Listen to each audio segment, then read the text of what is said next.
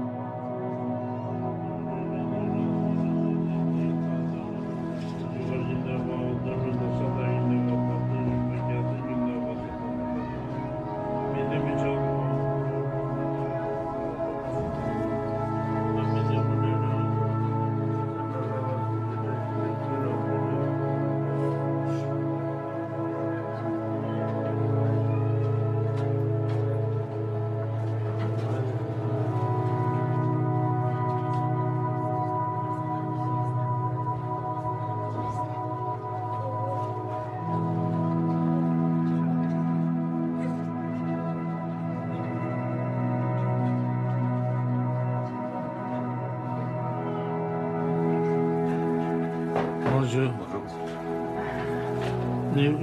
Vous pouvez vous asseoir. Merci beaucoup. Merci. Merci beaucoup d'être ici à Paris. Comment voyez-vous le monde dans quelques années et avez-vous des conseils pour les futures générations? Je suis une personne généralement optimiste. Donc, je ne vois pas autant de désastres qu'auparavant. Le siècle dernier a été essentiellement marqué par la guerre, car 2 guerres mondiales ont été menées au cours de cette période. Donc, nous devrions apprendre combien les guerres apportent de la misère et de la souffrance pour nous tous. Et nous ne voulons plus de cette souffrance. Ce siècle, le XXIe siècle, nous voulons que ce soit le siècle de la paix. Excusez-moi. Le siècle de la paix et le siècle du dialogue. Quels que soient les problèmes que nous avons, nous devons les résoudre par le dialogue, par des discussions, par la compréhension mutuelle, en respectant les pensées de chacun. Nous devons faire preuve d'amour bienveillant, de compassion, de tolérance et de pardon, grâce auquel nous pourrons résoudre tous les problèmes du monde.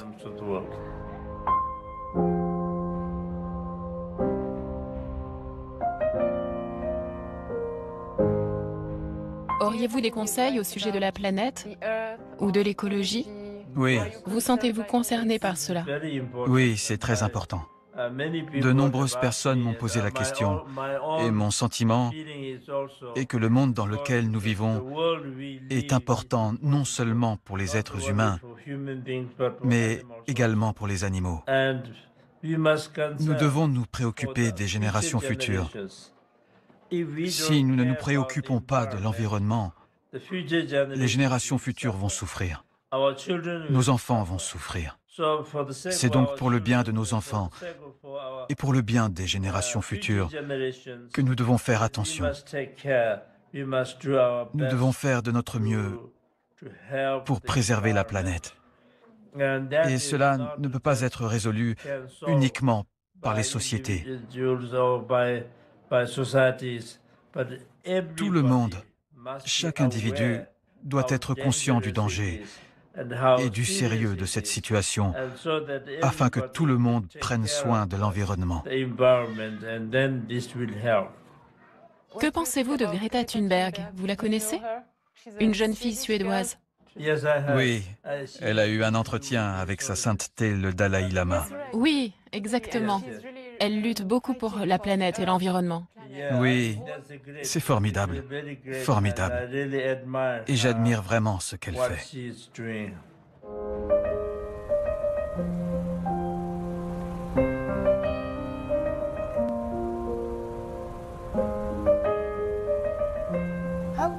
Comment adapter le dharma, concrètement, dans ce nouveau millénaire? Le dharma est en fait un mot très vaste. Dans un sens, cela veut dire religion. Mais nous ne voulons pas dire que le bouddhisme est la seule voie possible. Nous respectons toutes les religions majeures du monde. Parce que bien qu'il y ait des différences philosophiques, la méthode pour aider l'humanité est la même. Toutes les grandes religions enseignent la bonté, la compassion, la tolérance, le pardon. Et il n'y a aucune différence. Nous devons donc considérer la convergence de toutes les grandes religions du monde entier et voir comment nous pouvons résoudre les problèmes des êtres humains et comment nous pouvons aider l'humanité. Qu'est-ce que le dharma pour vous, en une phrase? Le dharma signifie en fait changer. Changer notre esprit qui est si enclin à développer des émotions négatives. Nous devons le changer et essayer de développer les qualités de l'esprit, comme l'amour bienveillant et la compassion.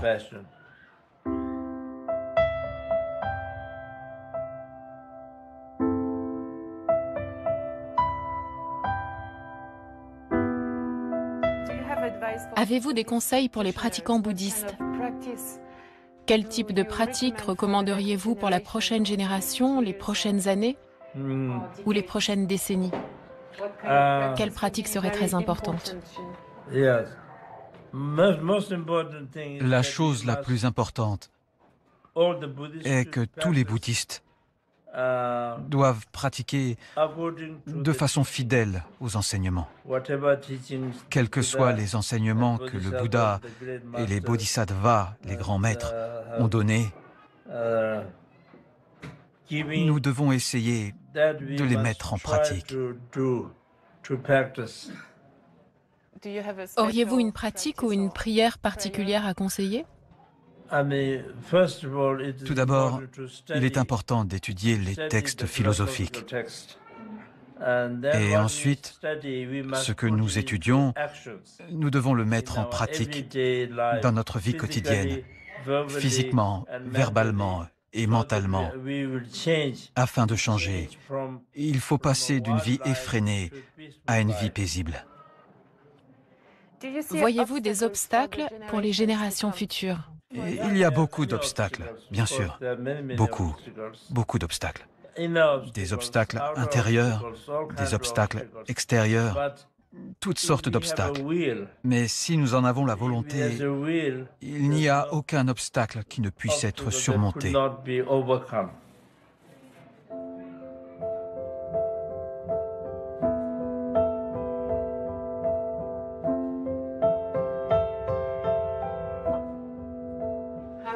Comment voyez-vous l'avenir du bouddhisme en Occident?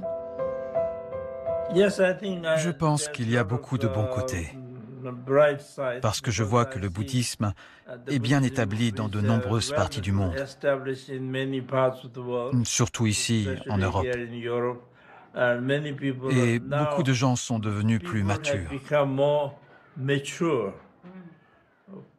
Avant, il y avait beaucoup d'intérêt.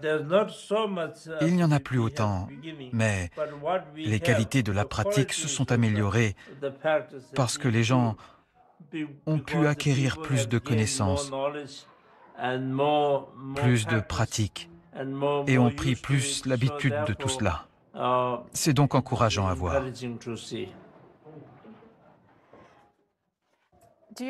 Pensez-vous que la société occidentale, qui est très centrée sur l'ego, pourra un jour surmonter cela?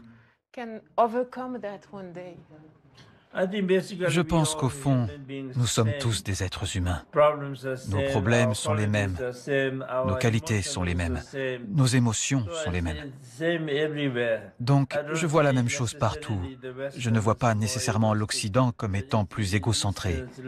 Que ce soit en Orient ou en Occident, finalement, tous les êtres humains sont pareils. Donc, les problèmes sont similaires et les méthodes pour les résoudre devraient être les mêmes.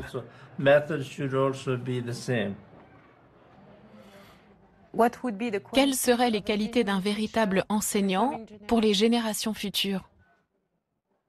Les enseignants ont beaucoup de qualités, mais fondamentalement, ils doivent avoir la sagesse, la connaissance, la compassion et une bonne conduite morale.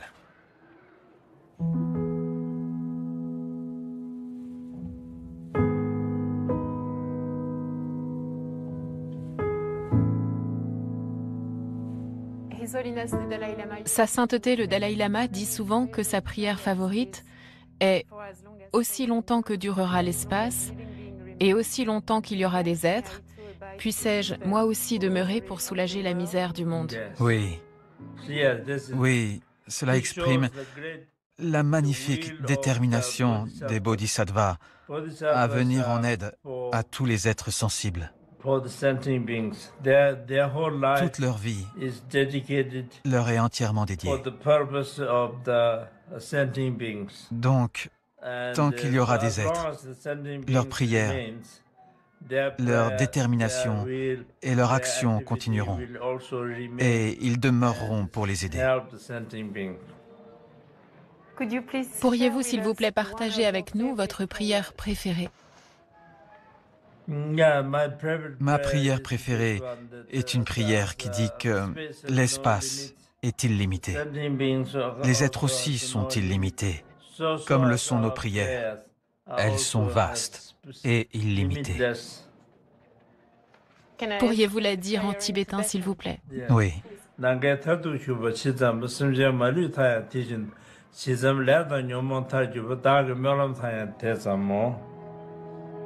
Merci beaucoup. Merci à vous. Revenez vite à Paris, s'il vous plaît. Oui, bien sûr.